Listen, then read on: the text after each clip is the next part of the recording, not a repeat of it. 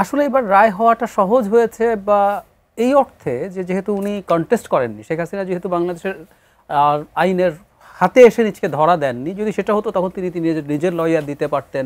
জাতীয় পার্টি যদি পার্টিসিপেট করতে পারে ইলেকশনে, একটা সিদ্ধান্ত হতে পারে লাঙ্গল মার্কা নিয়ে আওয়ামী লীগের ক্যান্ডিডেটরা তাদের এলাকায় দাঁড়াবে এবং যেখানে তাদের খুব বেশি অবস্থা ভালো না, জাতীয় পার্টি মোটামুটি ভালো, তাদের ভোট জাতীয় পার্টিকে দেওয়া হতে পারে। শেখ হাসিনার বিচারের রায় হলে ফেব্রুয়ারিতে নির্বাচনে বাধা নেই, এমনটা বলেছেন সার্জিস আলম। এমনটাই বলে আসছেন তারা সবসময়। কিন্তু ফেব্রুয়ারিতে যদি নির্বাচন হয়, সময়ের প্রেক্ষাপটে যদি একটু জানতে চাই, এর আগে শেখ হাসিনার বিচারের রায় আসলে কতটা বাস্তবিক?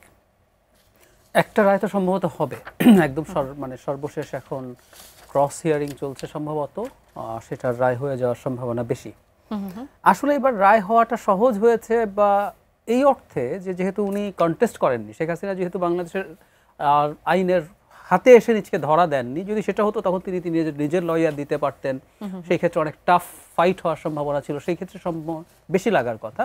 কিন্তু উনি যেহেতু অ্যাবসেন্ট ছিলেন, তার হয়ে রাষ্ট্রপক্ষ সরকার আইনজীবী দিয়েছে, তো সেই ক্ষেত্রে এটা রায় হওয়াতে কোনো সেই ক্ষেত্রে আমি যেটা ধারণা করি আর কি, আমি নিশ্চিত নই যে যাকে আপনি এমনি দিচ্ছেন সরকারের দিক থেকে তিনি ঠিক শেখ হাসিনা যাকে নিযুক্ত করতেন একইভাবে সেই ফাইটগুলো করেছেন কিনা, কিন্তু রায় একটা হয়ে যাচ্ছে, এটা মোটামুটি জানা যাচ্ছে। আমার কাছে আরেকটি প্রশ্ন হলো যে নির্বাচনে ভোটের হিসেবটা জনগণের কাছে, ভোটের হিসেবের প্রশ্ন যখন আসে তখন সবথেকে বড় প্রশ্ন হয়ে দাঁড়ায় যে আওয়ামী লীগের যে ভোটগুলো আছে সেটা আসলে কার ঝুলিতে যাবে?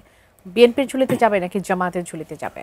যদি কিন্তু আছে, জাতীয় পার্টি যদি পার্টিসিপেট করতে পারে ইলেকশনে, একটা সিদ্ধান্ত হতে পারে লাঙ্গল মার্কা নিয়ে আওয়ামী লীগের ক্যান্ডিডেটরা তাদের এলাকায় দাঁড়াবে এবং যেখানে তাদের খুব বেশি অবস্থা ভালো না, জাতীয় পার্টি মোটামুটি ভালো, তাদের ভোট জাতীয় পার্টিকে দেওয়া হতে পারে। এটা একটা। আরেকটা সারপ্রাইজিং জিনিস অনেকের কাছে মনে হয়, কিন্তু আমার কাছে মনে হয় জামাতে কেন্দ্রীয়ভাবে সিদ্ধান্ত নেওয়া হতে পারে ভোট দেওয়ার জন্য। বিএনপি ক্ষমতায় যাবে এটা আওয়ামী লীগের জন্য সোজা না। জনাব তারেক রহমানের ইন্টারভিউ যদি দেখেন, উনি 17 বছরের আলাপ এনেছেন, উনি জামাত রাদার তাদের সাথে আছে, তাদের পাশে আছে, তাদেরকে কোনো রকম কিছু করছে না। বিএনপির লোকজন আওয়ামী লীগের বিরুদ্ধে ফেক মামলাও করেছে, কিন্তু মামলা যারা করেছে অপরাধীদের বিরুদ্ধে মূলত বিএনপির লোকজন। সুতরাং বিএনপির সাথেই তার সংঘাত। এবং বাংলাদেশে জামাতে ইসলামের মতো একটা ইসলামপন্থী দল মাথা চাড়া দিচ্ছে, যারা শরিয়া আইনের কথা বলে, এটা খুব চমৎকারভাবে শেখ হাসিনা এবং ইন্ডিয়ান ন্যারেটিভকে সাপোর্ট করে।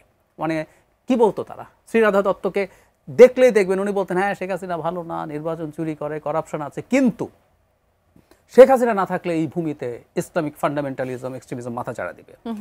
এখন কেউ কেউ বলে আওয়ামী লীগ কি জামাতকে ভোট দিতে পারে? আমি একটা ছোট স্টাডি, একটা ছোট ডেটা দিই। পশ্চিমবঙ্গের গত নির্বাচনে তৃণমূল কংগ্রেসের ভোট বেড়েছে প্রায় 3%, বিজেপির বেড়েছে 27%।